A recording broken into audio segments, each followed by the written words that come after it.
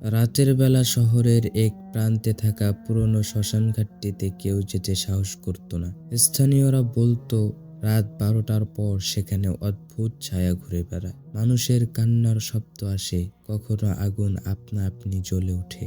এক রাতে রাহুল নামে এক তরুণ বন্ধুদের সাথে বাজি ধরে শ্মশানে প্রবেশ করে। বন্ধুদের সাহস দেখাতে গিয়ে সে গভীরে চলে যায়। সেখানে পুরনো এক বটগাছের নিচে একাধিক চিতার ছাই দেখা যেত।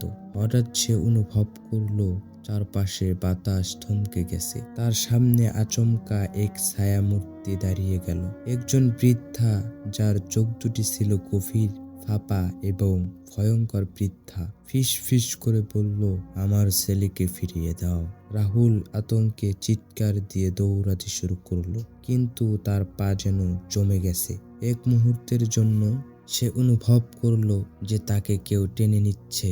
ঠিক তখনই তার বন্ধুরা এসে ডাক দিল, আর মুহূর্তের মধ্যেই সেই ছায়া মিলিয়ে গেল। সেই রাতের পর থেকে রাহুল আর কখনো শ্মশানের ঘাটের কাছেও যায়নি। তবে সে এখনো মাঝে মাঝে রাতের ঘুমের মধ্যে সেই ভয়ঙ্কর বৃদ্ধার ফিসফিসানি শুনতে পায়, আমার ছেলেকে ফিরিয়ে দাও। এমন অনেক গল্প প্রচলিত রয়েছে যেখানে শ্মশান ঘাটের অতৃপ্ত আত্মারা ঘুরে বেড়ানোর কথা বলা হয়। সত্য মিথ্যা যাচাই হোক, রাতের বেলা শ্মশানে একা যেতে বেশিরভাগ মানুষই ভয় পায়। আপনি কি এমন কোনো লোক কাহিনী শুনেছেন? আজকে গল্পটা এই পর্যন্তই ছিল। যদি গল্পটা ভালো লাগে তাহলে অবশ্যই লাইক, কমেন্ট এন্ড শেয়ার করবেন। তো আল্লাহ হাফেজ।